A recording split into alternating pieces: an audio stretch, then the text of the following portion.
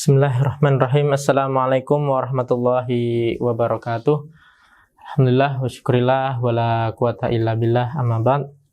Fanifillah arsadani wa arsadakumullah, sahabat pecinta sirah dimanapun antum berada. Alhamdulillah kita diberi kesempatan untuk melanjutkan lagi kajian kitab Ar-Rahiq Al-Makhtum, ya.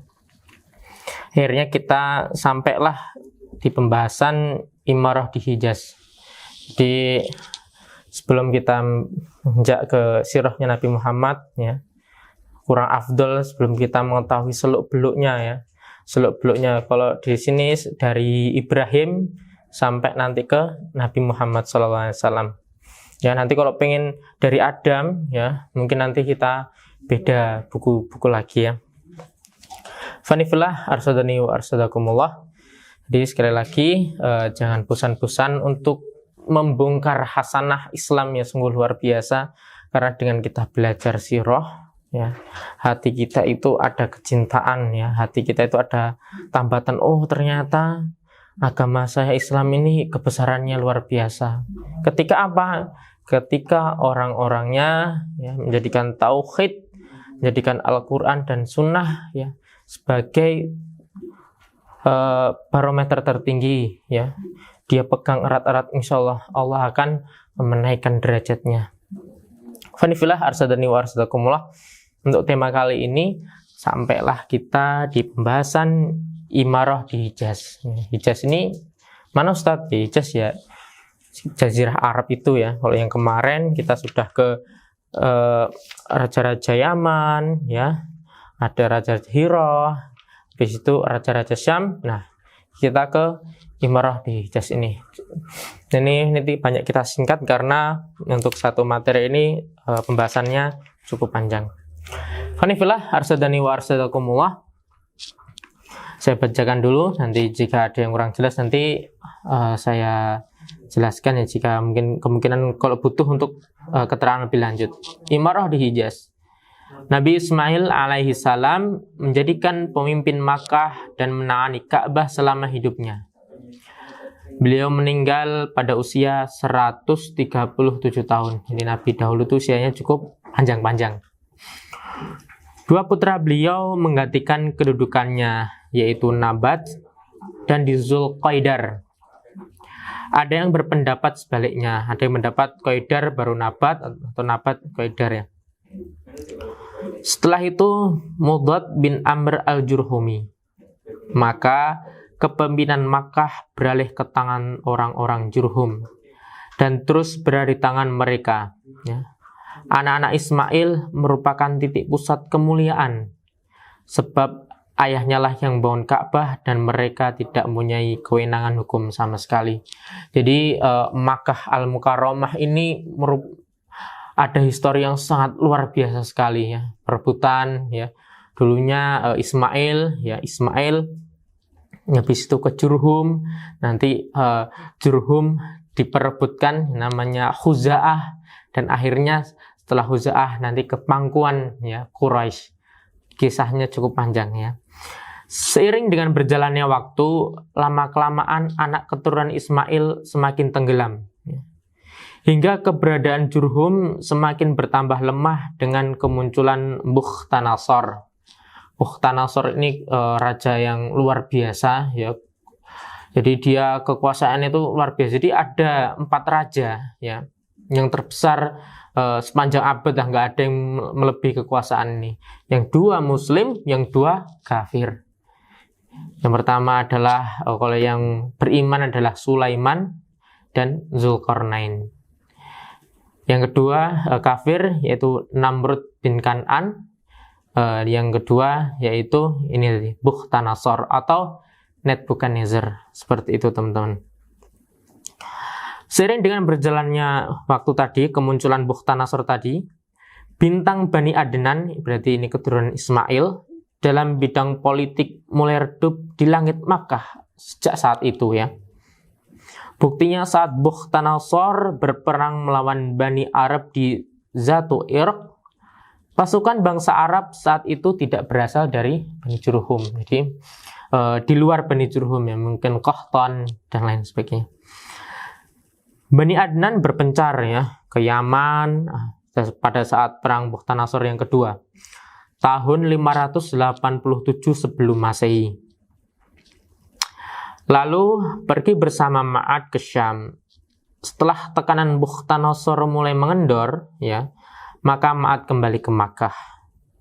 Namun dia tidak mendapatkan seorang pun dari Bani Jurhum kecuali satu orang ini, yaitu Jurshum bin Jalhamah ya. Kecuali satu orang, Jurshum bin Jalhamah. Lalu dia menikahi anak putrinya yang bernama Mu'anah dan melahirkan Nizar. Ini cikal bakalnya nanti. Setelah itu keadaan Bani Jurhum mulai suram di Makkah dan posisi mereka semakin terjepit ya kan? Padahal sudah lama sekali ya Jurhum ini menguasai Makkah ya. Seringkali mereka berbuat semena-mena terhadap para utusan yang datang ke sana dan menghalalkan harta di Ka'bah. Hal ini membuat orang-orang Bani Adnan ya. Ngapa? Tatkala Bani Khuza'ah tiba di Mar Zahran dan bertemu dengan Bani Adnan dari Jurhum hingga dapat diusir dari Makkah. Jadi Jurhum ini setelah kedatangan Khuza'ah ini ya. Khuza'ah ini siapa ya? Khuza'ah ini nanti sudah ada tokoh yang sangat terkenal sekali, adalah Amr bin Luhai. Dan dia mengubah agama Makkah yang jadinya milah Ibrahim, agama tauhid, menjadi agama berhala. Ya, Amr bin Luhai ini. Dia orangnya nanti luar biasa sekali, dia suka bagi-bagi dan sebagainya. Jadi dihormatin sekali dari Khuza'ah ini. Tapi dia menyimpang tatkala dia pergi ke Syam. Di sana dia bertemu dengan orang-orang Syam. Orang-orang Syam kan negeri para nabi tuh ya. Tetapi di sana kok nyembah berhala, ya kan? Akhirnya dikirain itu bener, berhalanya dibawa ke Makkah. Nah, inilah awal mulanya kesyirikan ya. Ini Amr bin Luhai ini. Itu orang setelah ke Makkah pulang dibawain berhala satu-satu. Ini buat kaummu, ini buat kamu ya. Ya nanti Amr bin Luhai nanti kata Rasulullah SAW di neraka itu dia menyeret-nyeret khususnya ya. Karena dia bapak kesyirikan. Fanifillah arsadani wa arsadakumullah. Setelah Khuza'ah datang ini Jurhum mulai tenggelam ya. Tatkala Bani Jurhum berkuasa, mereka menggali sumur Zam-Zam ya untuk mencari tempatnya persis, lalu mengubur berbagai macam benda ya, emas, pelana kuda lain sebagainya ya. Dan ngubur karena biar tidak dikuasai orang-orang Khuza'ah.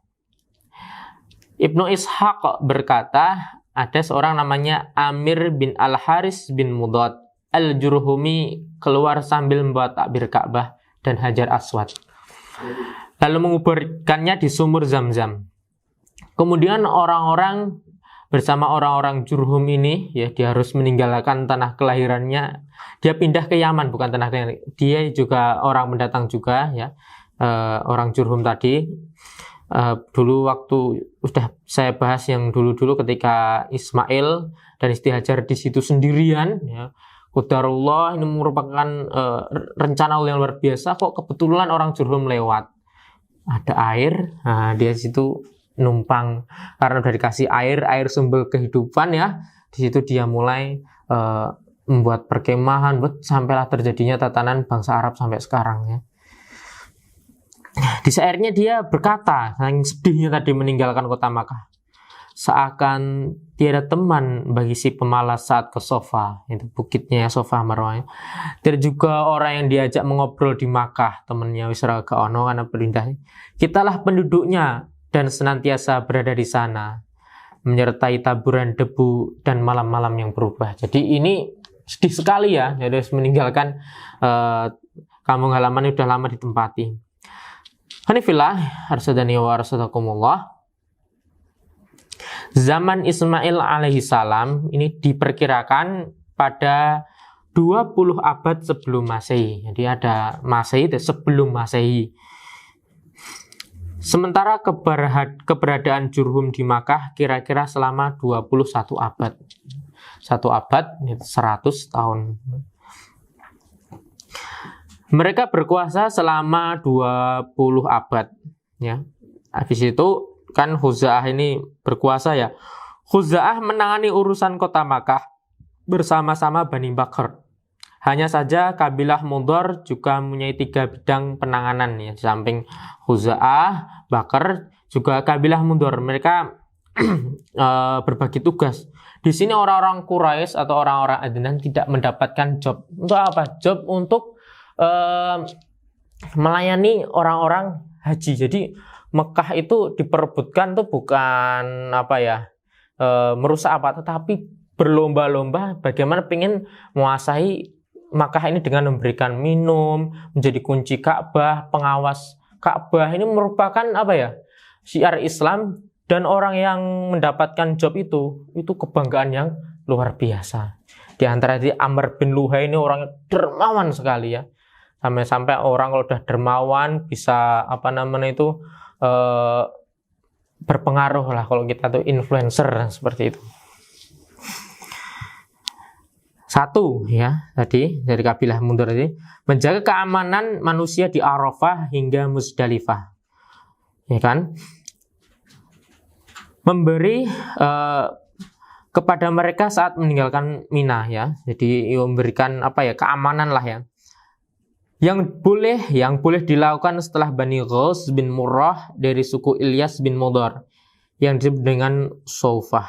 Nah, yang kedua, pelaksanaan ifadah ya. Ifadah itu dalam tatanan rukun haji itu adalah bertolak dari Juma' ke Mina. Ini dikasih kewenangnya menjadi kewenangnya Bani Udwan. Yang ketiga, penanganan air minum ya selama berbulan-bulan suci, yaitu menjadi wewenang Bani Tamim bin Adi dari Bani Kinanah. Kekuasaan Khuza'ah di Makkah berlangsung selama 300 tahun. Bayangkan 300 tahun, cukup lama sekali, dan akhirnya kembali lagi ke pangkuannya keturunannya Ismail. Kok bisa? Nanti kita akan bahas juga ya. 300 tahun berarti kayak Indonesia dijajah Belanda gitu. Ya, dijajah 300 tahun, Masya Allah. Akhirnya 300 tahun masa kekuasaan mereka, orang-orang Bani Adnan berpencar, ada yang ke Najd, ya, ada yang ke pinggiran Irak, ada yang ke Bahrain. Sedangkan di pinggiran Makkah ada suku-suku Quraisy ya, yaitu Hulul dan Hurum, serta suku-suku lain dari Bani Kinanah. Bani Kinanah ini tidak mempunyai wewenang sedikit pun untuk menangani Makkah dan Baitul Haram, hingga muncullah lah ini cikal bakalnya ini kakek Rasulullah SAW, Qusay bin Kilab.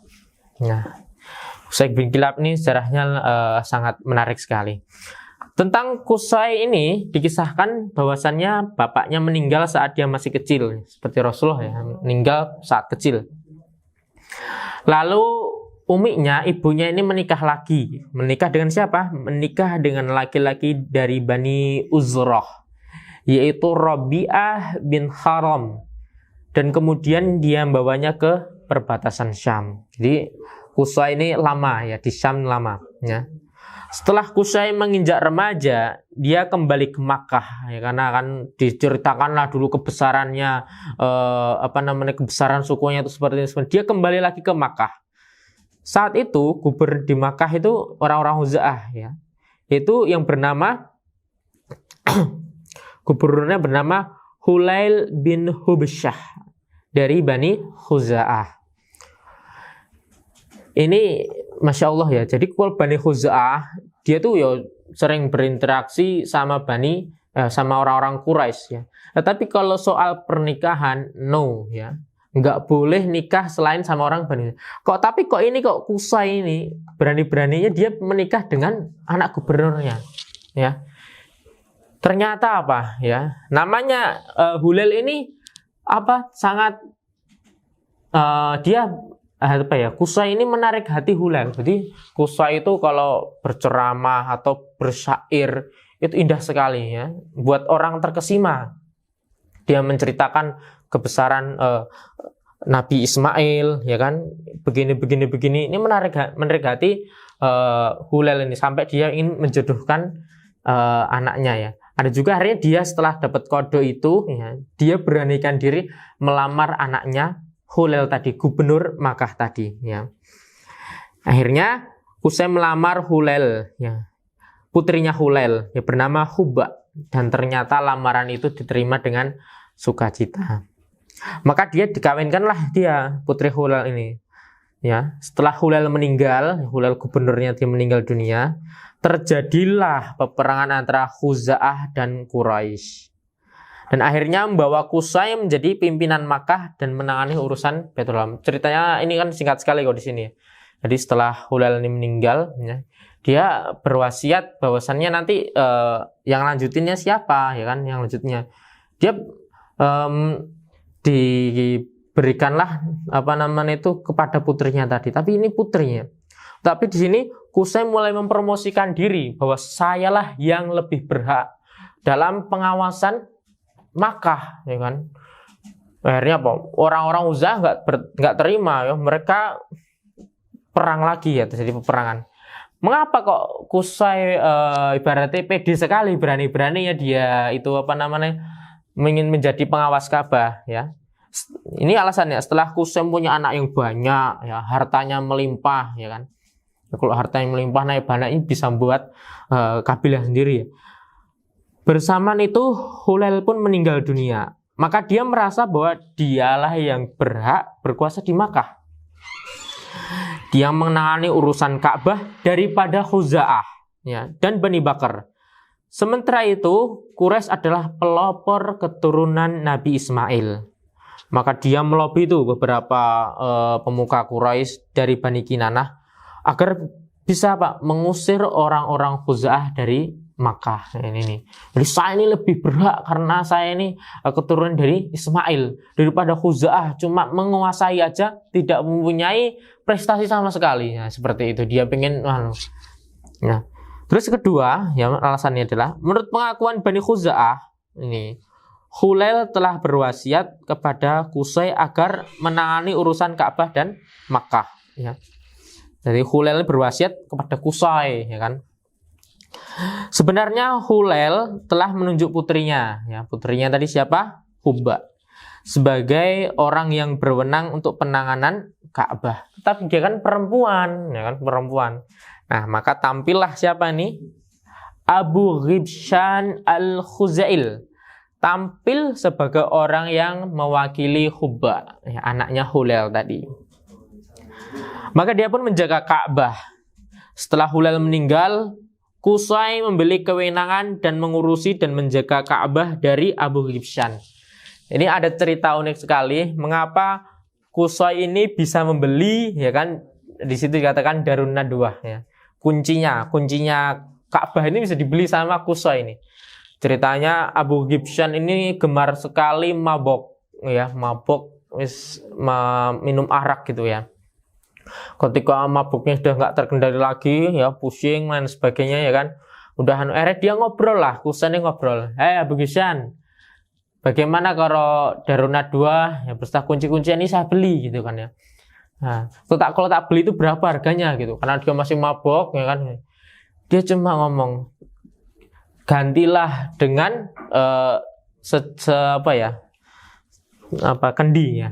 sekendi tua apa arak gitu kan. Akhirnya dia panggil semua dari orang-orang Khuza'ah, dari orang-orang Quraisy, kumpul semua sebagai saksi bahwasannya kunci Makkah dan Darun Nadwah sudah dibeli dengan sekendi tua ini, ya. Setelah siapa ini tadi Abu Ghibshan sadar, terjadi perdebatan yang sangat hebat, jadi peperangan, ya, dengan ditukar tadi dengan satu geriba arak, ya. Tentu saja orang-orang dari Bani Khuza'ah tidak menerima jual beli ini, maka dia berusaha menghalangi Qusay agar tidak bisa tampil sebagai pengawas Ka'bah. Berat terima gitu kan, ya. Nggak habis pikir, setelah itu sementara Qusay menghimpun beberapa pemuka Quraisy dari Bani Kinanah untuk mengusir Bani Khuza'ah yang ada di Makkah. Ternyata, ya, orang-orang Quraisy ini, pemuka-pemuka Quraisy ini menyetujui, menyambut seruannya Qusay ini. Nah, Adapun alasannya, setelah Hulail meninggal dunia, Sufah berbuat semaunya sendiri, ya kan? Maka Qusay tampil bersama orang-orang Quraisy dan Kinanah. Bani Khuza'ah dan Bakar siap menghadang di hadapan Qusay. Nah, nanti ada peperangan yang hebat sekali nih. Akhirnya Qusay dahulu bertindak, dia menghimpun pasukan untuk memerangi mereka, ya. Khuza'ah, mereka ini adalah Khuza'ah. Mereka berdua, ya, berada di dua belah pihak yang ingin berseteru, ya. Akhirnya meletus peperangan lah yang dahsyat sekali. Banyak terjadi korban perang, ya, masing-masing pihak, ya. Ada yang dari Khuza'ah, ada yang dari Qusay, dari Quraisy ini perang. Akhirnya apa? Mereka mulai mikir, mereka udah damai aja, damai. Gimana nih? Karena udah jenuh, ya, perang gitu kan. Akhirnya ditunjuklah orang tertua di kalangan mereka, ya kan, yang dikenal dengan keadilannya, orang yang bijaksana. Siapa namanya? Ya'mar bin Auf, ya. Ada yang katakan Yu'mar di sini, Ya'mar bin Auf dari Bani Bakar sebagai hakimnya, ya. Jadi kalau keputusannya ini semua harus sepakat, ya. Harus putus namur, semua harus sepakat. Nah, akhirnya dikumpulin. Hei, Bani Khuza'ah, mengapa kamu bersikukuh ngotot pengen mengurusi Makkah ini, ya kan? Mereka alasannya bla bla bla bla. Nah, dari kamu Qusay, Bani Quraisy, mengapa kamu ingin menguasai Makkah, pengen menjadi pengurus Makkah? Akhirnya mereka, nah, yang dari sini, yang dari Khuza'ah ini, saya udah lama sekali, saya ratusan tahun di sini, ya kan? Saya juga anak keturunan Amr bin Luhai. Gini-gini dia ceritakanlah jasa-jasanya di gini-gini ini, ya. Begitu juga dengan Qusay. Loh, saya juga lebih berhak karena saya keturunannya Ismail. Ismail cikal bakalnya Makkah. Kalau nggak ada Ismail, nggak ada Makkah, ya. Dia yang penemu Zamzam. Dia membesarkanlah keturunannya Ismail tadi. Akhirnya setelah ditimbang-timbang, keputusannya Qusay atau Bani Quraisy yang lebih berhak menangani urusan Makkah. Masya Allah, ya. Dari ratusan tahun, ya kan, periode berganti periode, akhirnya skenario Allah untuk menyongsong tadi Nabi tadi dengan lewat Qusay, ya kan. Masya Allah. Akhirnya Qusay berkuasa di Makkah dan menguasai urusan Ka'bah dan pada abad kelima Masehi, tepatnya pada tanggal 440 Masehi. Dengan adanya kekuasaan di Qusay ini, maka suku Quraisy memiliki kepemimpinan yang utuh, penuh sebagai pelaksana kekuasaan di Makkah. Jadi mereka rebutan untuk berkontribusi, ya. Masya Allah, orang-orang Makkah ini orang-orang Arab, ya kan, ini luar biasa sekali, ya. Karena barang siapa yang meninggikan syiar-syiar Allah, ya kan, ya, termasuk orang yang bertakwa, seperti itu.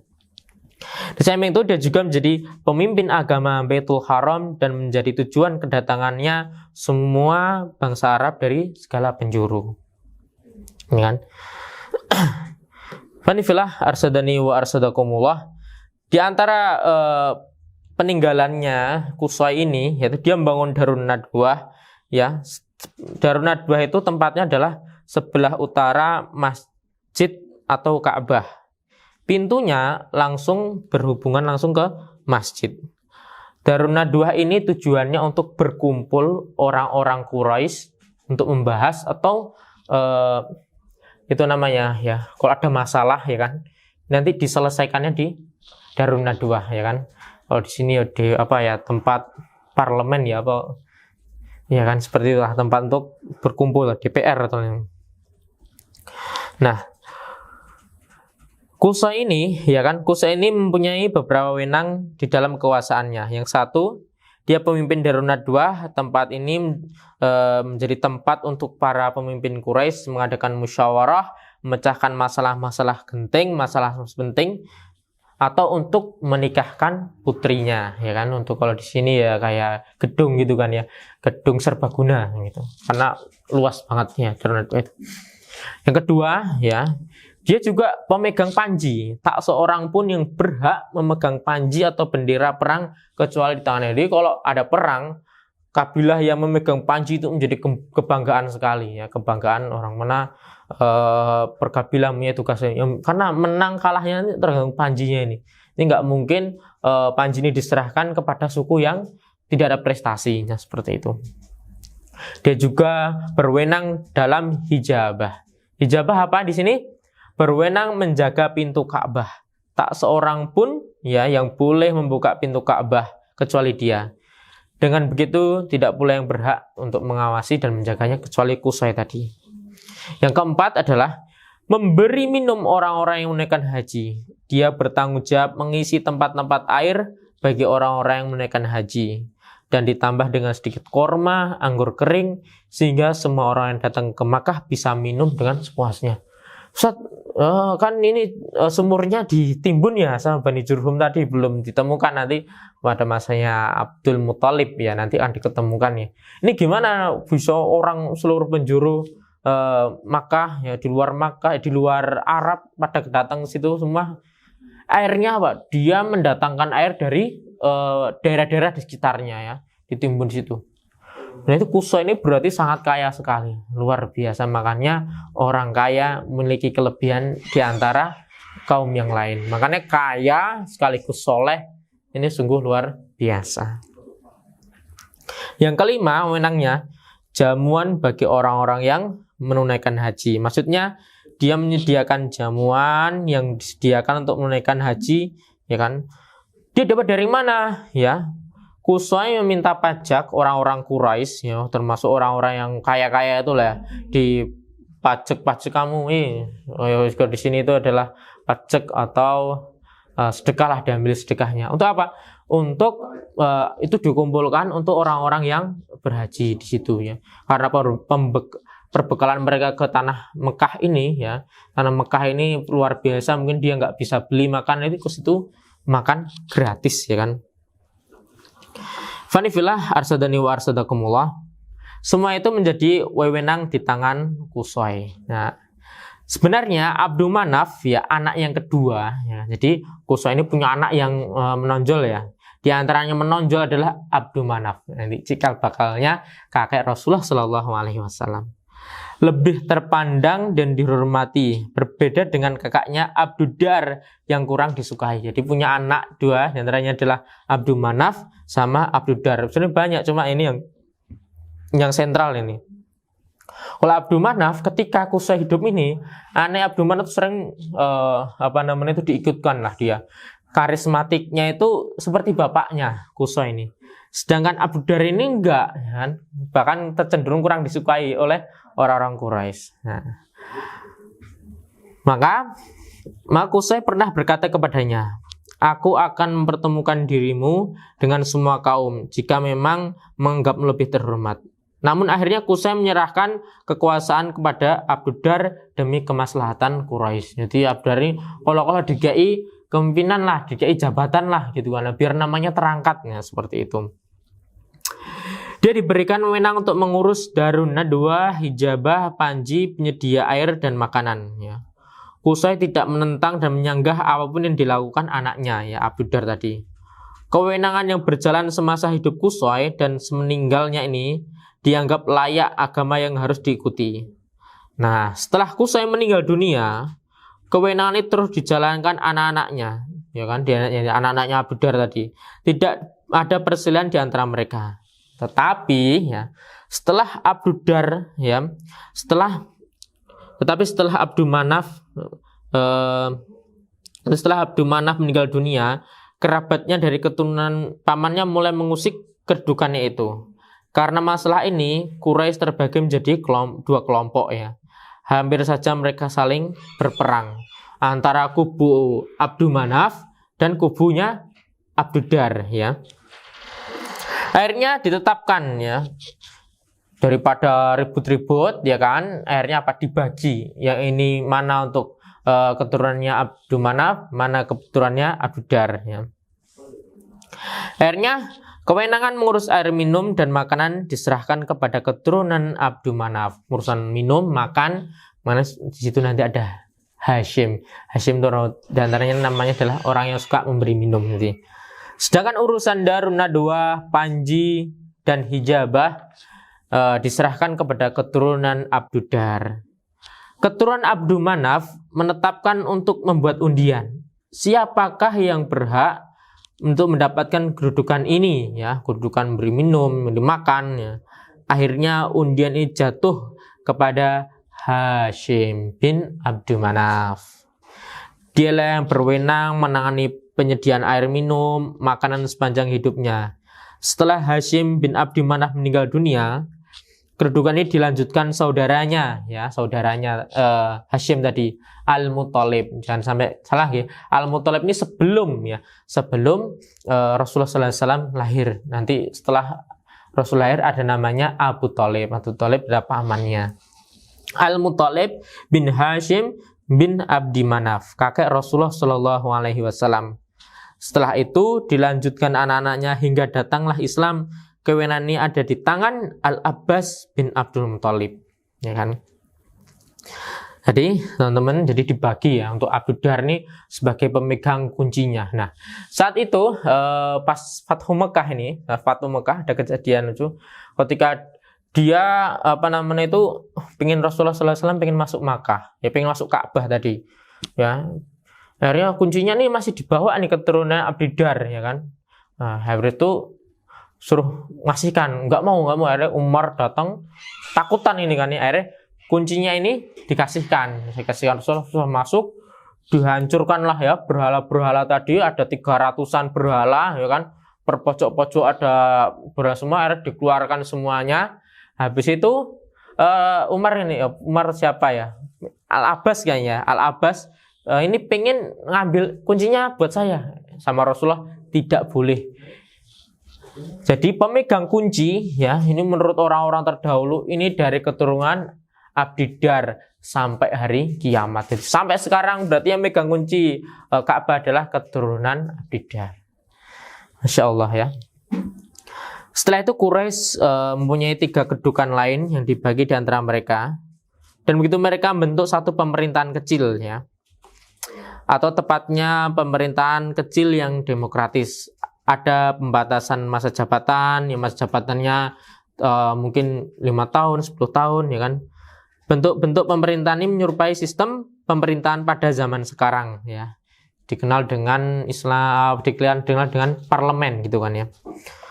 Dan majelis permusyawaratan. Inilah kedudukan-kedudukan tersebut, ya. Saya sebutkan ada 7. Yang pertama adalah al-isar atau penanganan tempat api pada berhala untuk pemberian sumpah dan menjadi wewenang Bani Jumah, ya. Jadi untuk masalah ini tempat api, ya, pemberian sumpah ini diberikan kepada Bani Jumah. Yang kedua, tahjirul amwal, penanganan korban dan nadar yang disampaikan kepada berhala-berhala. Jadi sebelum datang Islam seperti itu, ya. Jadi pengen korban, pengen dikasihkan berhala, ya, lewatnya Bani Saham, ya.